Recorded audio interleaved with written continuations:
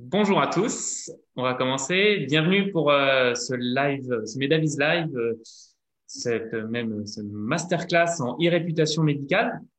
On a le bonheur aujourd'hui d'accueillir Julien Vervel, qui est cofondateur de l'agence Elsi, qui est basé à Bordeaux, tout comme moi. Donc, c'est en voisin qu'on va faire cette masterclass.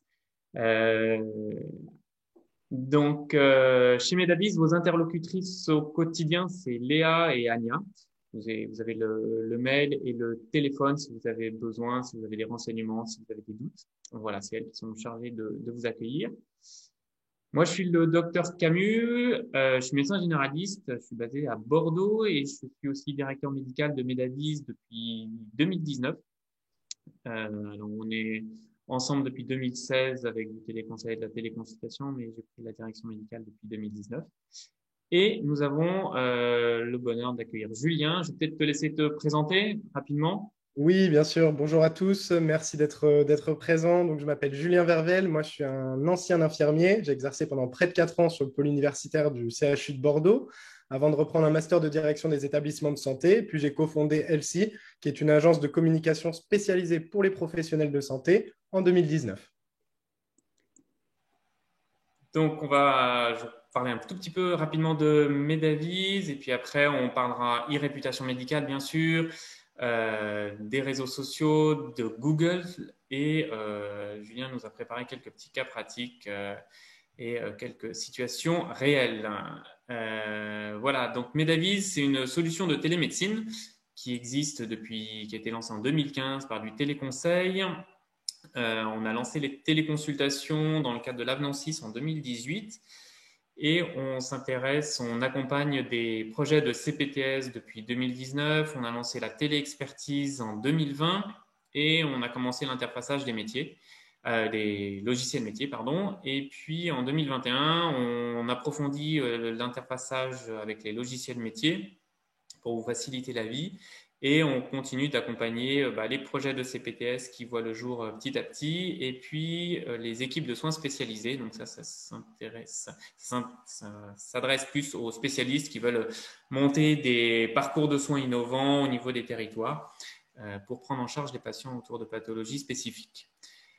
Donc, on a deux grosses activités. Une activité téléconsultation et téléexpertise pour les médecins libéraux, qui est une solution qui est gratuite et qui restera gratuite, et une solution complète de coordination des soins non programmés, soutenue par les ARS et la CEPAM, pour les CPTS et pour les équipes de soins spécialisés en second recours.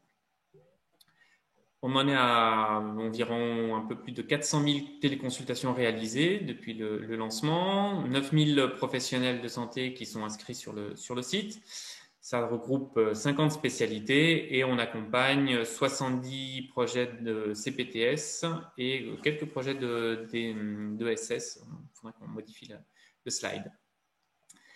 On est environ 35, basé à Vannes, dans le Morbihan. Voilà. On est très content et très fiers d'une petite sortie du petit bébé en lundi soir, la nouvelle interface qu'on vous invite à essayer, à commenter et puis à nous dire vraiment ce que vous en pensez. Donc, ça a été beaucoup de travail ces dernières semaines et derniers mois et on est très content de pouvoir vous la proposer. Maintenant, je vais te laisser la parole, Julien, pour nous parler de e-réputation médicale, un domaine qu'on connaît de loin, mais pour lequel on n'a jamais été formé. Et donc, nous sommes tout oui. Tout à fait. Ben, merci à toi, Nicolas. Tu gères les slides, hein, c'est ça? C'est ça. Super. Donc, on va en profiter pour faire une introduction sur la e-réputation. On ne va pas pouvoir balayer toutes les thématiques, malheureusement, en 30 minutes de présentation, mais ça va vous donner un premier avis. Et puis ensuite, on en profitera pour répondre à vos questions pendant à peu près 15 minutes. L'idée, c'est vraiment de commencer la première partie par l'introduction et la définition de l'e-réputation médicale. Ensuite, la gestion des réseaux sociaux et des avis Google. On partira après sur les enjeux, bénéfices, risques et cadres législatifs. Et puis enfin, la veille de l'e-réputation, les outils qu'on utilise à l'agence Elsi. Et puis, on a le plaisir également de vous présenter en exclusivité la solution au câble que nous sommes en cours de développement. Donc, pour me présenter succinctement, on l'a fait tout à l'heure, mais donc je suis un ancien infirmier du pôle universitaire. J'exerçais en parallèle de cette activité d'infirmier le rôle d'analyste sur le pôle universitaire. Donc, on traitait, on analysait les événements indésirables du pôle universitaire pour éviter qu'ils se reproduisent. C'est ce qui m'a vraiment donné le goût finalement à la gestion. Donc, j'ai repris un master de direction d'établissement de santé dans la foulée avant de cofonder l'agence LCI spécialisée en communication santé. La e-réputation, maintenant, donc la réputation numérique, elle est apparue finalement dans les années 2000. C'est des chercheurs américains qui étudiaient le lien entre les évaluations et les enchères qui étaient déposées sur le célèbre site d'enchères eBay. Donc aujourd'hui, pour obtenir des informations sur une personne, une marque ou un produit, le premier réflexe, c'est de googliser. Googliser, pour la petite anecdote, c'est aujourd'hui dans le Larousse. Donc c'est une vraie définition qui consiste à rechercher des informations sur Internet en utilisant le moteur de recherche Google. On peut aussi dire googler. Les informations recueillies dans une recherche permettent donc aux utilisateurs d'émettre un premier avis sur un praticien ou un cabinet. Vos patients vous cherchent sur Internet de la même manière. Pourquoi on va principalement parler de Google? Parce qu'aujourd'hui, en France, Google représente 92% des parts de marché sur la recherche en ligne. 2 patients sur 3, c'est le chiffre clé qui consulte les avis des internautes avant de choisir un professionnel de santé. Donc, on constate une augmentation de ces consultations. Les patients sont donc de plus en plus nombreux à explorer la toile avant de choisir finalement leur professionnel de santé. Et selon une récente étude de Bright Local, ce sont les chirurgiens, les dentistes, mais également les médecins généralistes qui sont les plus exposés à ces problèmes d'e-réputation. Donc, on peut toujours remettre en cause, si vous voulez, les aptitudes et les compétences d'un patient pour évaluer un professionnel de santé, hein, notamment sur le côté technique, c'est clairement discutable. Toujours est-il que cette recherche de praticien sur Google est pour autant un fait avéré. Il convient donc aujourd'hui aux professionnels de santé d'intégrer finalement la gestion de la réputation numérique dans leurs nouvelles activités.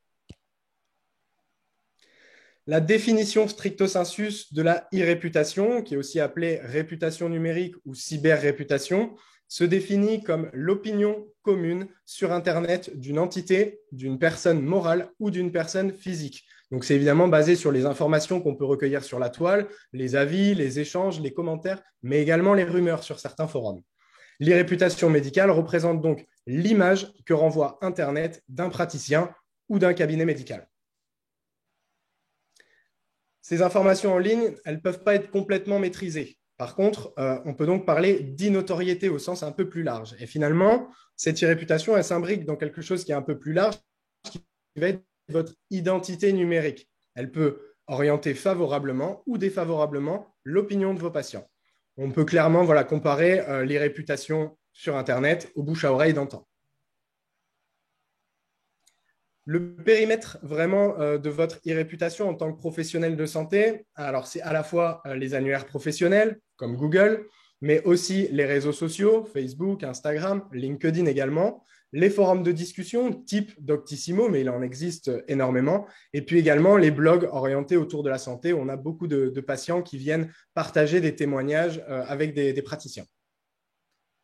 Alors, la gestion des réseaux sociaux maintenant, donc c'est ce qu'on appelle dans le jargon de la communication le community management. Le community management, en fait, c'est vraiment l'art de mettre en place des actions qui vont viser à promouvoir et à rendre visible un produit ou un service à travers les réseaux sociaux, tout en animant une communauté d'utilisateurs. Et j'insiste sur le fait d'animer une communauté d'utilisateurs, c'est très important. Ce n'est pas simplement de prévoir des posts et de les publier sur les réseaux, mais c'est également de pouvoir répondre aux interrogations de votre audience. Le community management doit être complètement intégré et imbriqué dans une stratégie globale de communication. Ça ne peut pas être un acte isolé. Il vaut toujours mieux prévoir également une stratégie web autour de votre stratégie de communication.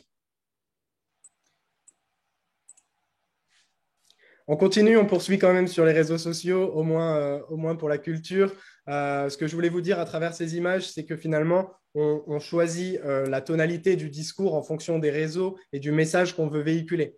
C'est très important de choisir le canal et un canal adéquat finalement au message qu'on veut transmettre. On ne va pas communiquer sur Facebook ou Instagram de la même manière qu'on va communiquer sur LinkedIn. Ce ne sont pas les mêmes réseaux et ne s'adressent pas à la même cible. Vous pourrez, par exemple, développer votre file active en communiquant notamment sur Instagram et sur Facebook. A contrario, LinkedIn est plutôt un réseau social B2B, donc plutôt orienté pour finalement développer votre positionnement de KOL, de Key Opinion Leader, par exemple. Dans les médecins que tu accompagnes, quel est le canal qui est le plus utilisé du coup? Qu'est-ce qui est... Alors, ce qui est très utilisé, ça va être la partie Facebook et Instagram, tout vraiment la gestion du community management sur ces réseaux-là, qui a plutôt pour vocation de développer l'image de marque finalement d'un cabinet ou d'un praticien, et puis de véhiculer finalement l'envie de venir à la rencontre de ce praticien-là par ce canal-là. Mais on peut également développer des stratégies personnalisées pour LinkedIn, pour développer finalement cette visibilité auprès de vos confrères et donc renforcer vraiment votre expertise auprès finalement de vos confrères ou consoeurs. 5 conseils pour communiquer sur les réseaux sociaux, c'est de choisir déjà, le premier, de choisir les réseaux les plus adaptés à votre activité et à vos objectifs. C'est un petit peu en lien avec la slide précédente. Vraiment, on ne va pas s'adresser pareil sur TikTok. Bon, là, on n'en a pas beaucoup encore, hein. Mais TikTok ou LinkedIn. Le deuxième conseil, ça serait de bien comprendre et de répondre aux besoins de votre audience. Il s'agit de proposer un contenu qualitatif, informatif, souvent, puisque je rappelle que la publicité pour les professionnels de santé n'est pas autorisée. On peut, à contrario, transmettre de l'information médicale. Le troisième conseil, ça serait de varier vos contenus et de créer de l'interaction avec votre communauté. Donc ça, on en parlait tout à l'heure, c'est vraiment là-dessus que vous allez faire vivre votre audience. C'est finalement en partageant des petits morceaux de votre quotidien et c'est ce qui marche le mieux sur les réseaux sociaux. Le quatrième conseil, ça serait de définir sa stratégie, de planifier vos publications en restant régulier. C'est un peu la clé du succès, c'est de rester régulier parce qu'au début, on commence, on décide de se mettre de se positionner sur un réseau social. Donc au début, on va publier fréquemment, on a tout un tas de posts qu'on a même anticipés. Et puis après, finalement, on s'aperçoit que le temps passe, on est pris dans son quotidien professionnel, hein, comme tout le monde. Et puis finalement, on ne se tient plus à cette même régularité. Et là, votre audience décroche. Et donc, en fait, vous allez perdre des followers au lieu d'en gagner. Et c'est donc l'effet inverse qui se produit. Enfin, le cinquième conseil que je peux vous donner, c'est de rester authentique dans le discours que vous allez proposer en respectant votre ligne éditoriale. Avant de communiquer sur un réseau, vous allez définir votre ligne éditoriale, à quoi vont ressembler vos posts types, quelles vont être la variation. Est-ce qu'il y aura un post sur l'actualité, un post sur l'information de votre cabinet ou sur les nouvelles machines que vous allez recevoir? Là, je pense notamment aux dermatologues avec toutes les machines laser. Mais en tout cas, toujours maintenir ce ton authentique auprès de vos followers. C'est ce qui va générer une communauté plus forte et surtout plus engagée. La gestion des avis Google. Donc, a priori, il y a eu beaucoup de questions. On y reviendra, je pense, dans la deuxième partie. Mais on va parler de Google My Business. Donc, Google My Business, naturellement, est un outil de Google qui permet de créer une fiche de votre cabinet. Cette fiche, elle va permettre en fait de booster votre référencement local sur Internet. Elle va également permettre de répertorier votre cabinet médical géographiquement dans la Google Map. Ça, c'est très important parce qu'on sait aujourd'hui que grand nombre des internautes qui vont finalement venir chercher sur Google des informations, ça sera pour obtenir vos horaires d'ouverture et un itinéraire pour se rendre à votre cabinet si c'est la première fois qu'ils viennent.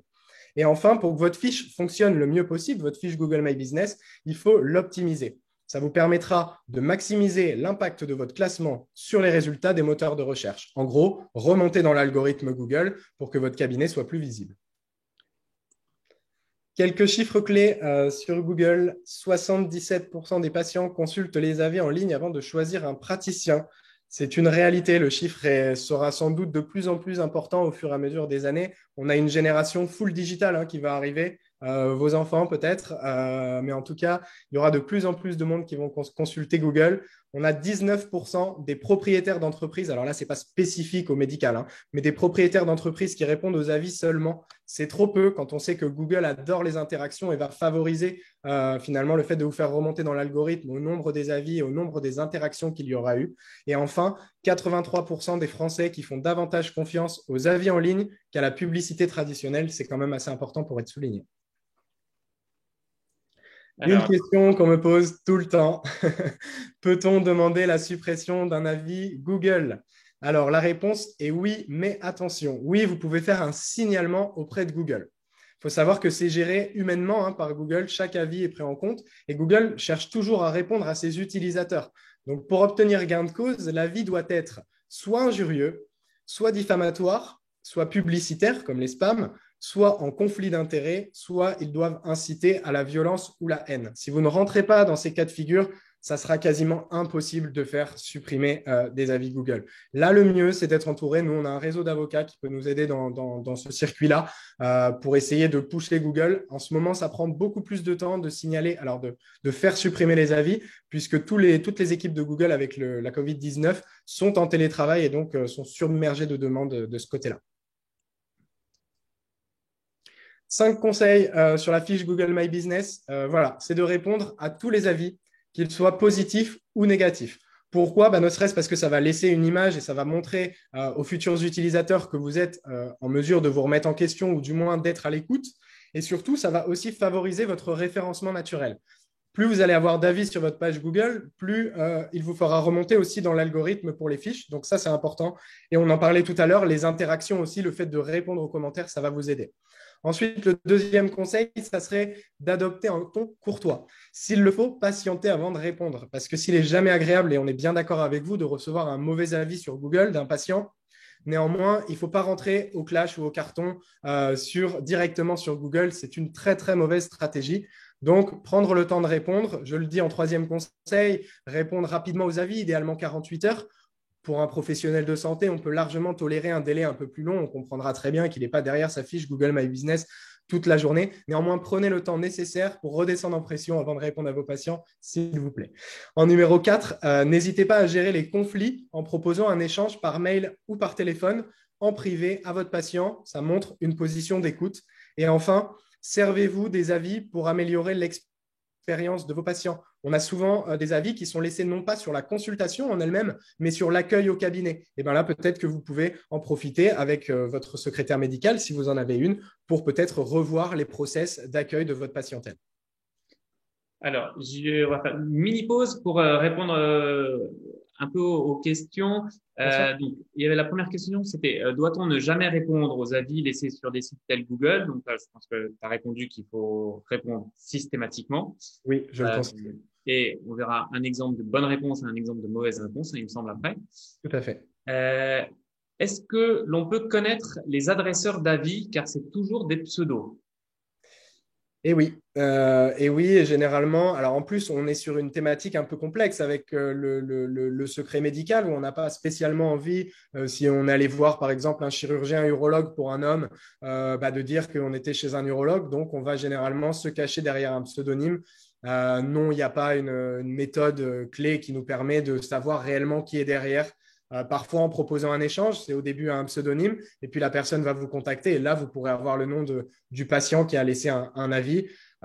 J'alerte aussi malheureusement sur des pratiques qui se font où parfois vous aurez des avis qui sont laissés soit par des centres concurrents, des établissements de santé concurrents, ou alors un confrère malveillant. Malheureusement, ça arrive. Il y a aussi des jalousies dans ce secteur.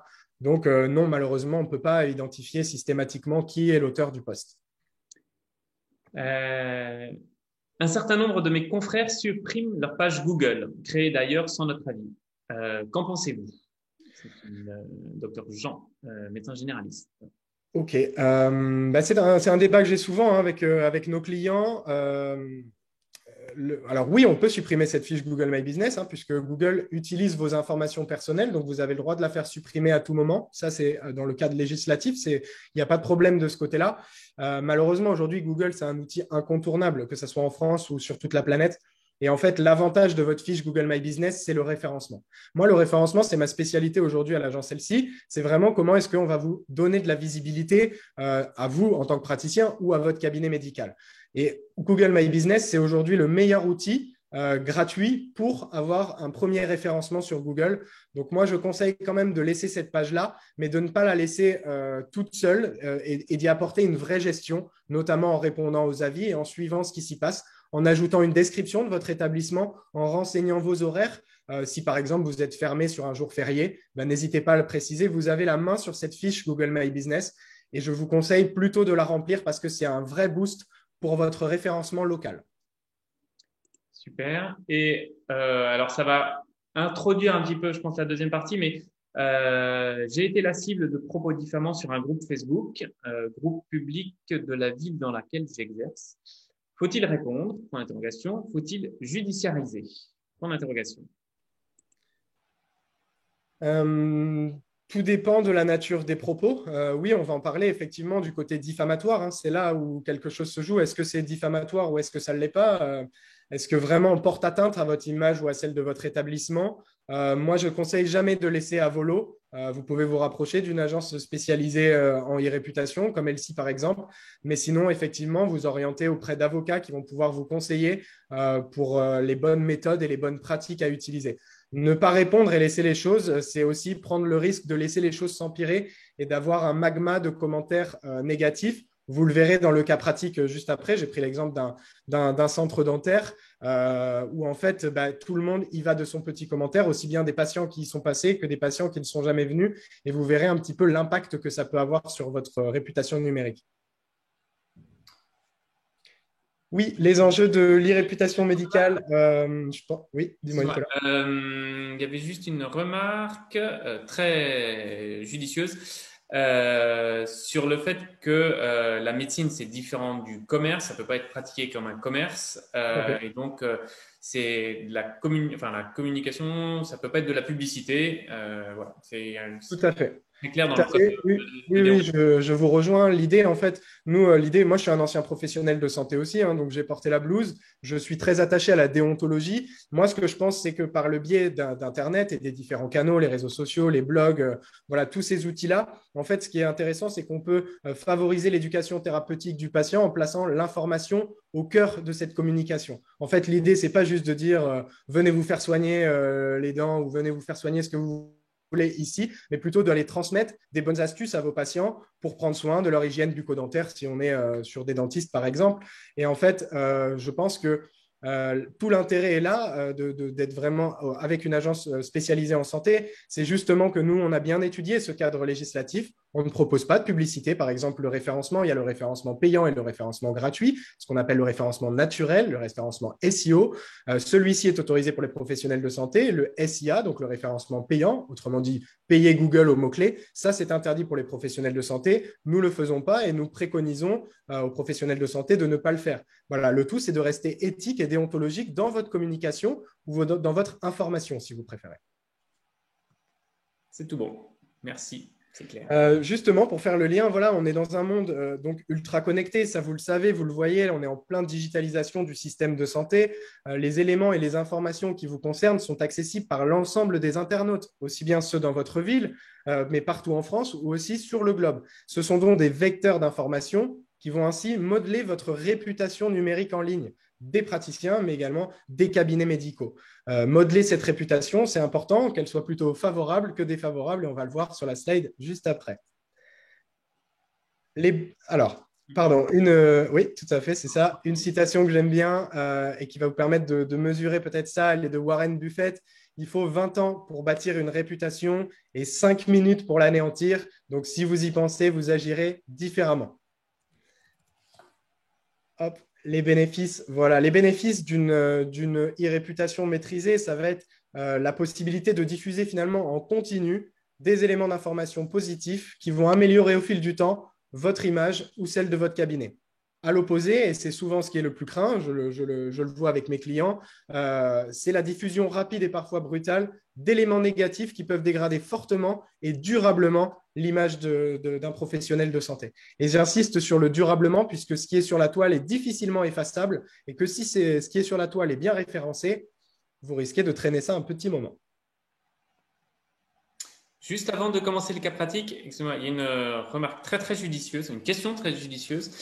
Faut-il demander, par exemple, par une affiche dans la salle d'attente, aux patients de laisser un avis sur Google, car il y a généralement plus de patients insatisfaits que satisfaits qui laissent des avis. Tout à fait. Je crois que la stat, mais alors là, c'est deux têtes, c'est seulement 1% des clients. Alors, je dis clients parce que c'est au sens commerce, on a très peu de chiffres sur la e-réputation médicale encore. On commence tout juste cet aspect-là, mais on a 1% seulement des patients alors ou des clients satisfaits qui vont laisser un avis naturellement.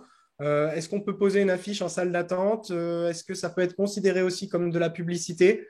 Je ne sais pas, on ne l'a pas encore fait, nous, à l'agence, ce système-là. Vous pouvez plutôt, moi, je recommande d'envoyer un mail à la fin de journée. Vous pouvez envoyer un mail à vos patients, aux patients avec qui voilà, vous avez eu un bon feeling durant la consultation. Vous pouvez lui envoyer un mail pour lui demander s'il est satisfait et s'il est d'accord pour poser un avis sur Google My Business, par exemple.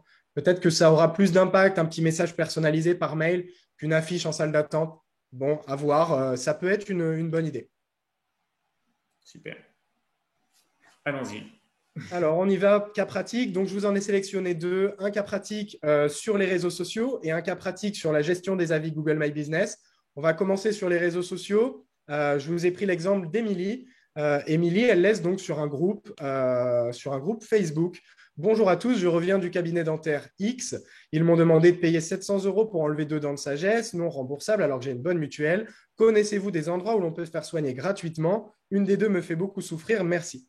Là, on voit dans ce commentaire que c'est une patiente qui est à la recherche d'informations. Ce n'est pas encore une patiente, elle n'est pas vindicative, elle s'interroge tout simplement à savoir si le devis qu'elle a reçu est le bon par rapport à ce qu'elle ressent ou à ce qu'elle a au niveau des dents. Hop, slide suivante. Merci Nicolas. Et là, on voit un déferlement de commentaires sur ce groupe. Alors, on ne va pas tous les lire. J'ai évidemment anonymisé tout ça, mais on peut lire à vomir, c'est des voleurs. Donc, avec diffamation, sans diffamation. Il suffit de regarder les avis sur Google. Enfin, on comprend que là, chacun y va de son petit commentaire, aussi bien des patients qui sont déjà venus et qui sont insatisfaits par la prise en charge, mais aussi des gens qui ne sont jamais venus dans cet établissement et qui vont pour autant alimenter finalement de réponse ce premier commentaire. Et ça va faire finalement un effet boule de neige. On va s'en apercevoir sur la slide suivante. Donc, je vous ai sélectionné 4 commentaires qui ont finalement touché différentes strates de la réputation de cet établissement-là.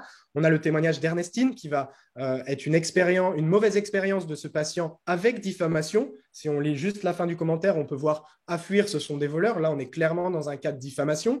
Ensuite, le commentaire de Laë, qui est un témoignage d'une mauvaise expérience d'un patient sans diffamation, mais avec recommandation d'un autre cabinet dentaire. Je pense que c'est tout sauf l'effet escompté, hein. C'est tout sauf ce qu'on cherche quand on a un patient qui est déjà venu dans notre établissement, qu'il aille voir dans un autre. Ensuite, j'ai pris l'exemple d'Élise, qui est un cas typique. Alors, Élise, elle n'est jamais allée dans ce cabinet, c'est ce que je vous disais. Par contre, elle va mettre son petit grain de sel parce qu'elle a l'habitude de commenter sur les réseaux sociaux. Et donc, elle n'a pas de retour d'expérience, mais elle a une contribution active. Et elle dit, allez voir les commentaires sur Google, 3 petits points effrayants. Et ensuite, on a Jess. Et Jess, en fait, elle, c'est une patiente de ce centre-là.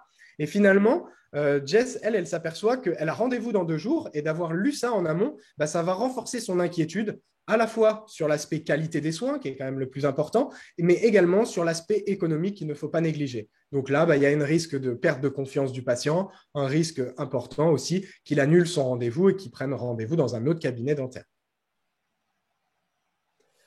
Voilà, donc là, j'ai montré un petit peu l'impact et l'effet boule de neige finalement que ce petit commentaire isolé qu'on a vu au tout début a engendré. Donc l'impact, il est réel de ce commentaire, il est difficilement chiffrable. Mais ce dont on est certain, c'est qu'il entache la réputation du cabinet et des praticiens à court, moyen et long terme. Voilà, et ça, parce que sur Internet, on efface difficilement les traces qui sont laissées de nous.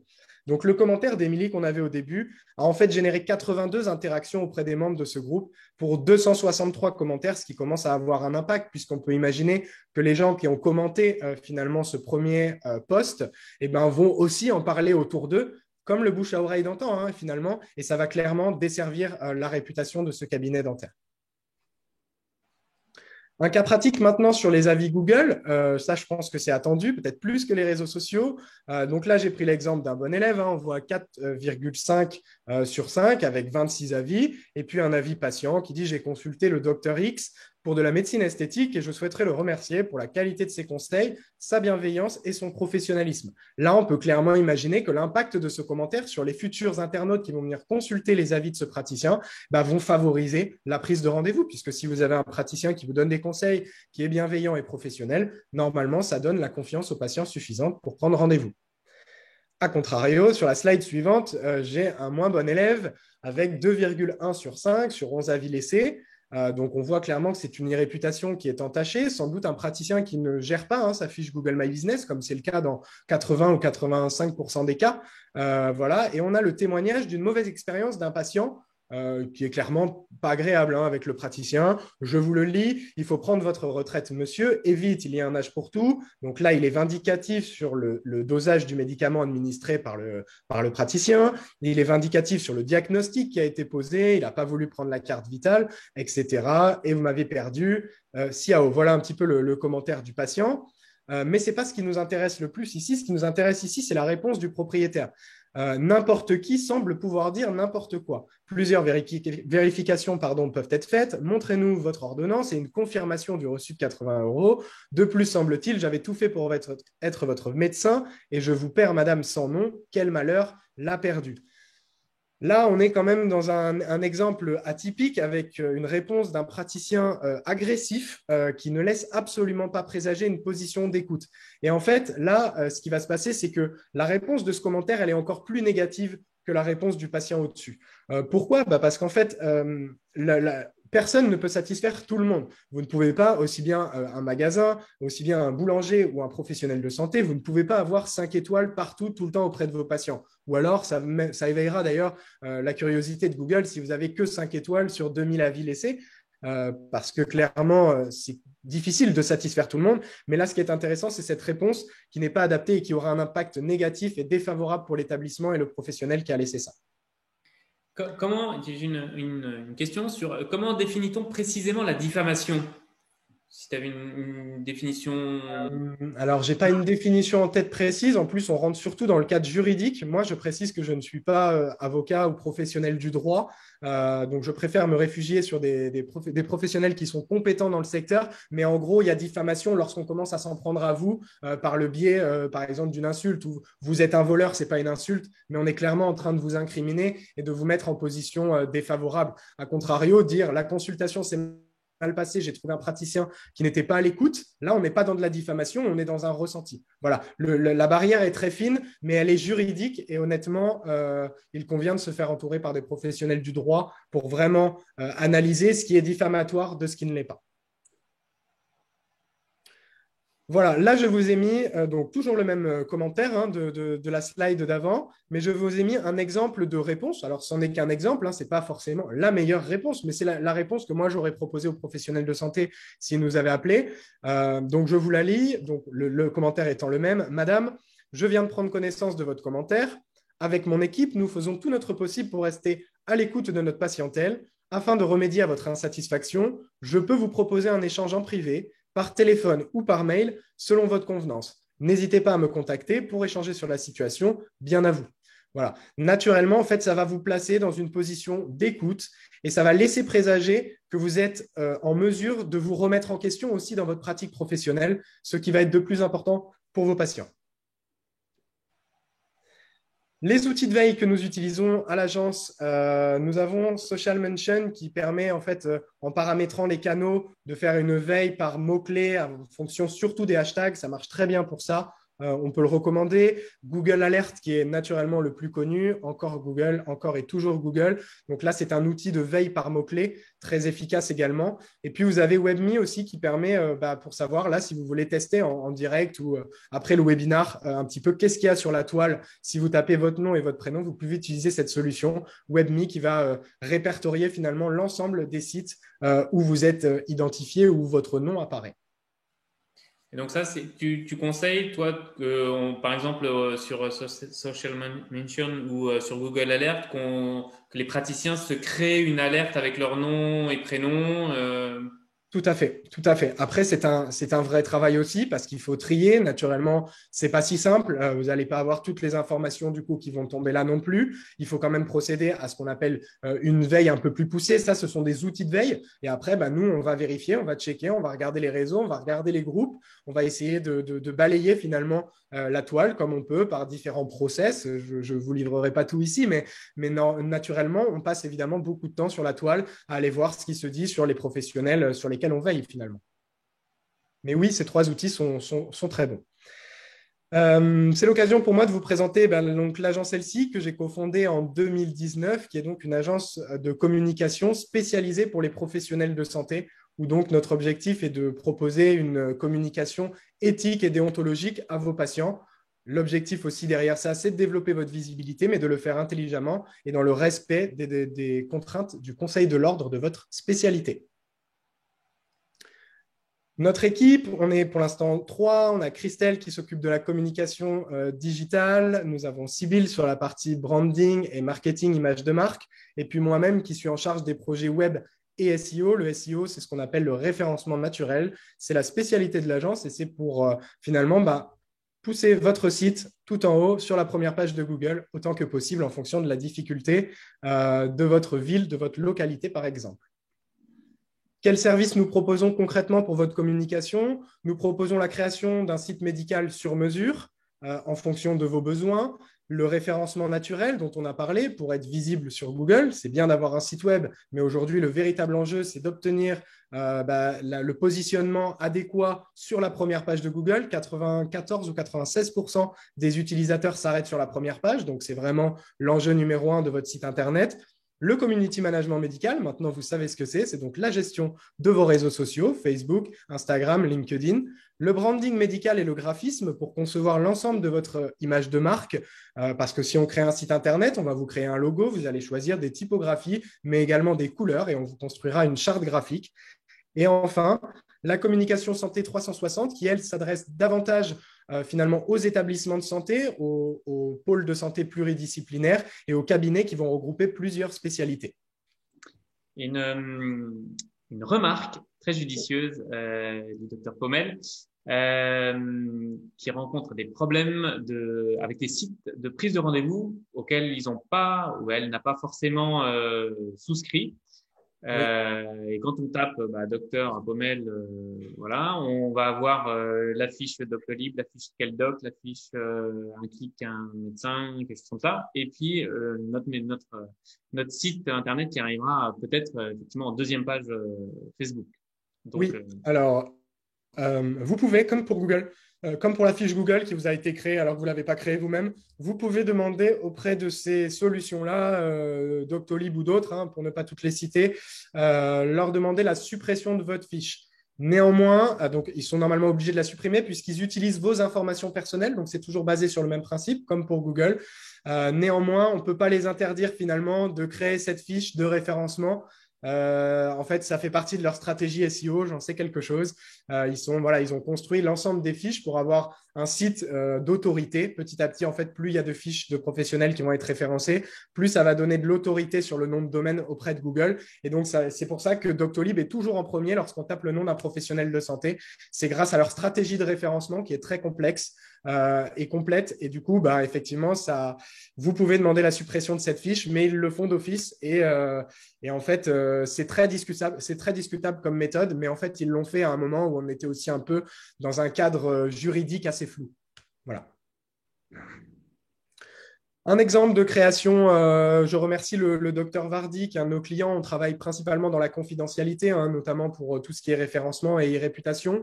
Le docteur Vardy nous a autorisé à utiliser l'image. Donc, on a d'abord conçu le logo du docteur Vardy. Ensuite, on a des petites icônes en bas, puisque lui, il est chirurgien urologue à Neuilly. Et donc, l'idée, c'était de donner une image de l'urologie un petit peu plus sympathique et un petit peu différente de ce qu'on peut voir sur les sites web médicaux traditionnels. Donc, on a fait travailler notre graphiste sur cette partie-là. Et puis, à droite, vous avez quelques screens de son site Internet en fonction de ses attentes. C'est vraiment un site qui a été construit sur mesure pour lui. J'ai le plaisir, effectivement, nous avons le plaisir à l'agence d'être lauréat French Tech 2021, prépa et incubation, avec la première solution digitale innovante qui s'appelle donc OCAB. Nous sommes soutenus par Unitech, qui est un incubateur spécialisé en e-santé sur la métropole bordelaise. Nous sommes également soutenus par l'école de commerce INSEC et soutenus économiquement par la BPI, la Banque d'investissement française, pour cette solution digitale à destination des professionnels de santé que nous sommes encore en train de développer et qui devrait sortir très bientôt. Voilà.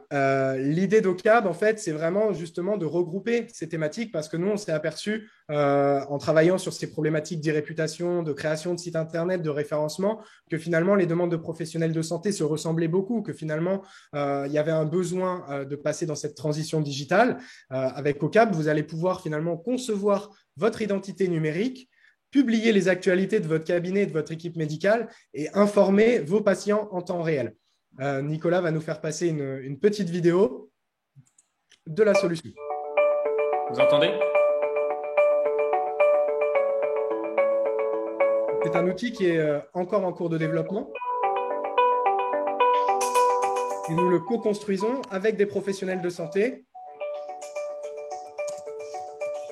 pour vraiment répondre à vos problématiques du digital d'aujourd'hui et de demain.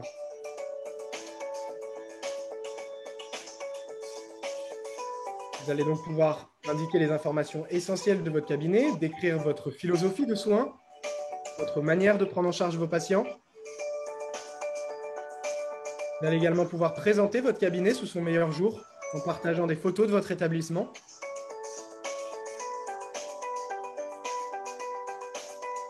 Si ça marche, j'ai l'impression que ça lag un petit peu.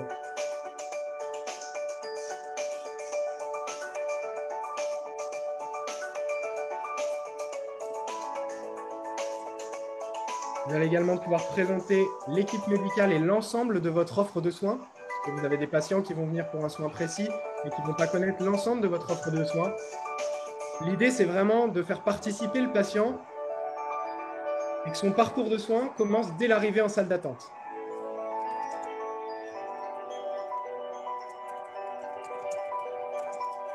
En fait, OCAB, c'est une plateforme personnalisable à l'image de votre cabinet médical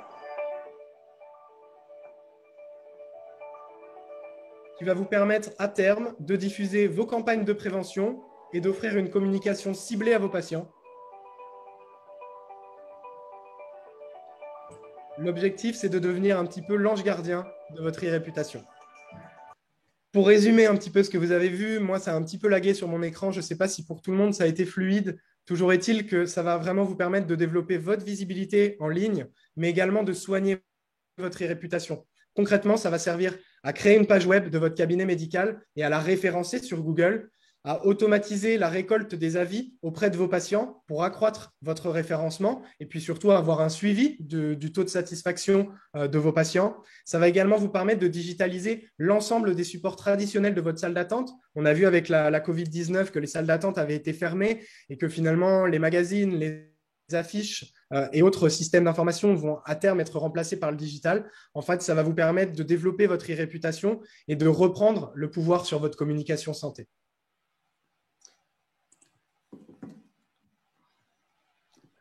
Donc, Nicolas fait passer un petit sondage. Comme je vous expliquais, c'est vraiment un outil qu'on co-construit avec des professionnels de santé autour de nous, avec des clients de l'agence LC.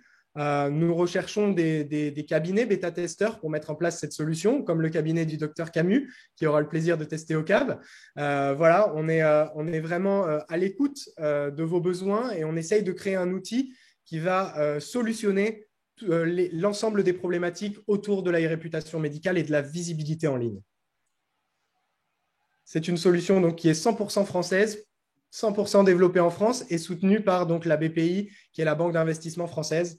Je vous laisse ici mon contact, à la fois pour l'agence, si vous avez des questions complémentaires ou des besoins en lien avec la réputation médicale, et puis également le mail de l'agence, hello@elsi, si toutefois vous souhaitez tester la solution. Je vois qu'on a 82% des connectés au webinaire qui seraient contents de tester la solution, et je les en remercie. C'est avec grand plaisir. Vous pouvez me contacter sur les différents points de contact que vous avez sur l'écran. Il me reste à remercier l'ensemble de l'équipe Medavise, avec qui ça a été un plaisir de collaborer pour animer ce premier webinaire. Si toutefois ces thématiques vous intéressent, on pourrait en proposer d'autres à l'avenir, notamment sur la visibilité en ligne. C'est à vous de nous faire part un petit peu de vos demandes et pour qu'on prépare l'avenir avec d'autres webinaires. Et merci en tout cas pour votre attention. On reste disponible avec l'ensemble de l'équipe LC pour répondre à vos questions. Super, merci beaucoup Julien. Alors, il y a une dernière petite question sur les limites de la publicité, de la communication publique des médecins, presse, réseaux sociaux. Qu'est-ce qui est légal ou pas? Alors, on a un petit peu survolé ça. Peut-être que ça pourra faire l'objet d'un deuxième webinaire éventuellement. Tout à fait. Euh, Tout à fait. en- J'ai été un petit peu contraint de balayer le cadre législatif en diagonale.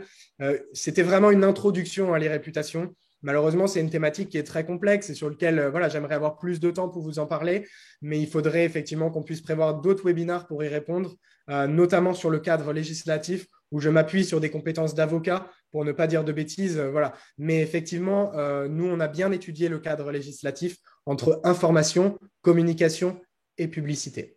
J'en profite pour rappeler que un chirurgien dentiste a récemment